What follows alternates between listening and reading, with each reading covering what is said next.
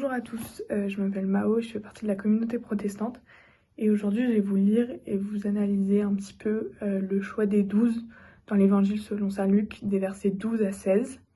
Je vais commencer par vous faire une petite lecture du texte.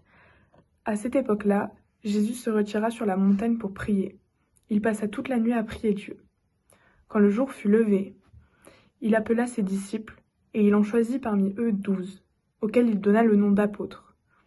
Simon, qu'il appela aussi Pierre, André, son frère Jacques, Jean, Philippe, Barthélemy, Matthieu, Thomas, Jacques, fils d'Alphée, Simon, appelé le Zélote, Jude, fils de Jacques, et Judas l'Iscariote, celui qui devint un traître.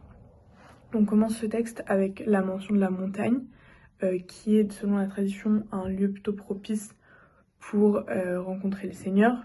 Et on voit ça puisque Jésus y va pour prier. Et donc ça introduit de façon assez solennelle le choix des 12 qui va alors se produire.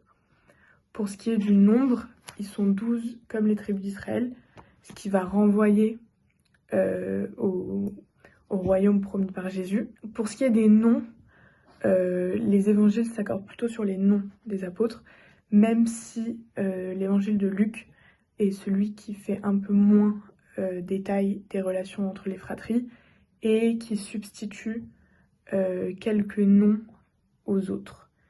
Cette mention des 12, elle est aussi marquée par certains qualificatifs comme Simon qui l'appela aussi Pierre, c'est Simon qui reçoit par Jésus le nom de Pierre, et ça montre que le changement de nom, il indique une certaine vocation, mais il montre aussi l'autorité paternelle que Jésus porte sur ses apôtres, et sur ces 12, puisqu'il en est lui-même le premier.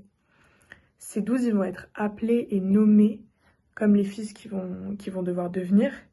Et on a déjà l'appel de Judas, qui est désigné comme un traître, Judas l'Iscariote, celui qui devint traître, qui nous renvoie et oriente déjà vers la passion.